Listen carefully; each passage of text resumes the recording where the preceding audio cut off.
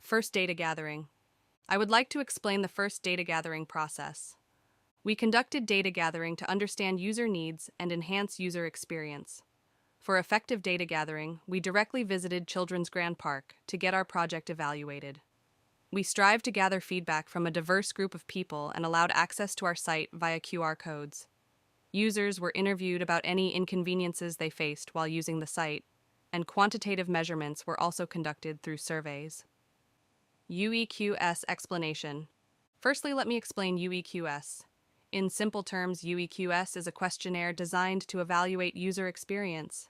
We created the survey using Google Forms and received responses from a total of 49 people during the first data gathering. If you look at the graph of the mean value per item, you will see fewer blue bars and more yellow bars. This means that pragmatic quality received lower scores, while hedonic quality received higher scores. Next is the confidence intervals for items. The confidence interval is a measure of the accuracy of the mean estimation. In summary, when we compare the calculated confidence intervals with the provided table, the values are almost identical. Therefore, this data appears to be reliable. The smaller the confidence interval, the higher the reliability of the results, indicating consistent user feedback. Benchmark comparison. Our project scores are as follows: pragmatic quality, bad; hedonic quality, above average; comparison to benchmark, below average. This indicates that the product scored low on practical aspects of user experience, suggesting that it did not meet user expectations for practicality, potentially causing inconvenience. Conversely, the hedonic quality, which reflects the emotional aspect of user experience, was above average, indicating that users enjoyed using the product or had positive feelings towards it. However, the overall user experience was below average, suggesting that overall satisfaction was not high and the product may need improvements. In conclusion, while the product received good evaluations on its hedonic aspects, it needs improvement on its practical aspects. Efforts should be made to enhance the practicality to improve the overall user experience. In-depth interviews. Next, we conducted in-depth interviews with close friends and family. Through these interviews, we were able to understand in detail what users found difficult when using the service. The in-depth interviews were conducted alongside the TENS survey. TENS stands for Technology Enhanced User Experience Survey. It includes 3 types: TENS Interface, TENS Task, and TENS Life, all developed to evaluate user experience. The survey was conducted via Google Forms with a total of 11 responses. We received generally positive feedback, but also some negative feedback. Notable comments included, "The interface and controls are confusing," and "I'm confident in using the map on the site, searching for animal stories, and using AR/VR services." There were opinions that the design was lacking and that AR services were difficult to use. Various feedback indicated that many users found the buttons too small. In conclusion, we realized the need to redesign the interface and controls to make them more intuitive and easier to use, and to adjust the button sizes to make them easier to click. Additionally, to assist with the use of AR/VR services, we considered including visual guides for initial setup and usage instructions.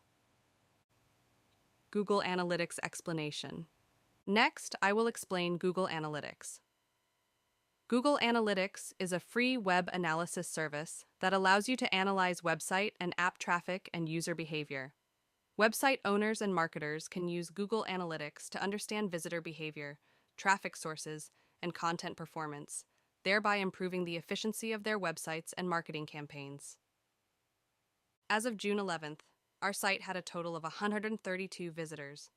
To use Google Analytics, you need to set up an analytics account, copy the tracking code, and insert it into all pages of your website. At the first data gathering point on May 22nd, the total number of visitors was 35. There was almost no return rate. The most viewed page was the AR main page, followed by the map page, and then the animal search page.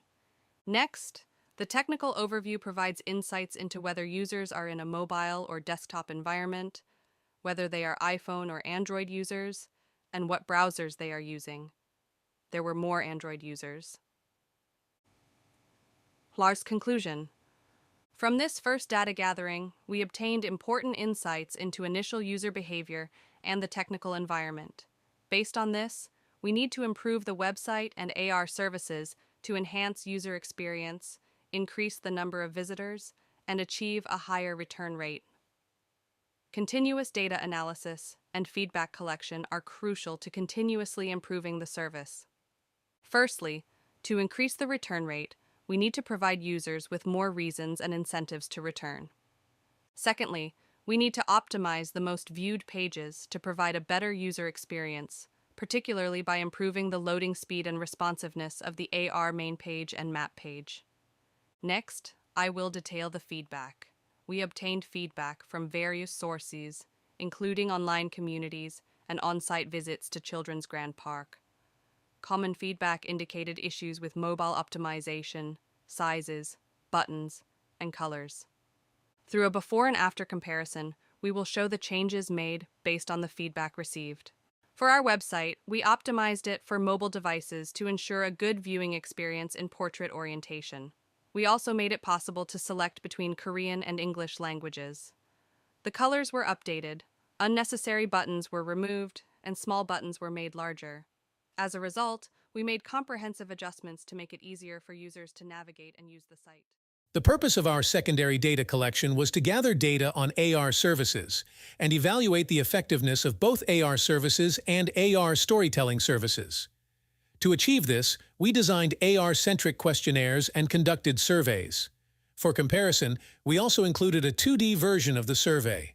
To ensure we collected accurate and diverse data, we conducted field studies, targeting children under the age of 15, who are the primary user group. Survey method.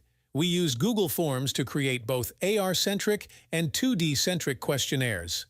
The survey was conducted in 3 groups: 2D-only experience, AR-only experience, and a combined 2D and AR experience. The questionnaire included questions on usability, complexity, efficiency, clarity, interest, fun, originality, knowledge acquisition, and future usage intentions. Number of participants: 2D only, 4 participants, AR only, 5 participants. Combined 2D and AR experience, 2 participants. Summary of results: usability, AR 6.6, 2D 6.5, complexity, AR 6.4, 2D 4.75, efficiency, AR 6.4, 2D 6.0, clarity, AR 6.8, 2D 6.0, interest, AR 6.4, 2D 6.0, fun, AR 6.4, 2D 6.0, originality, AR 5.6, 2D 5.75, knowledge about the park, AR 5.0, 2D 5.5, interest in park content, AR 6.0, 2D 4.25, interest in park and animal stories, AR 6.2, 2D 6.25, sufficiency of animal descriptions, AR 6.4, 2D 5.75, intellectual help from animal stories, AR 6.8, 2D 6.25, future usage intention, AR 6.6, 2D 5.5. Overall comparison: total AR score 71.2, total 2D score 69, AR scored higher in 10 out of 13 categories. Combined 2D and AR experience group, the average score was higher for AR compared to 2D. Both participants indicated they would use 3D AR again. Conclusion: AR services provided higher satisfaction than 2D services, proving to be more effective and interesting. AR storytelling was more effectively conveyed to children, making learning more fun and engaging. Incorporated feedback: improved readability in AR storytelling by increasing the size of text and buttons. Adjusted the size and position of buttons in the 2D service based on feedback about their inconvenient placement.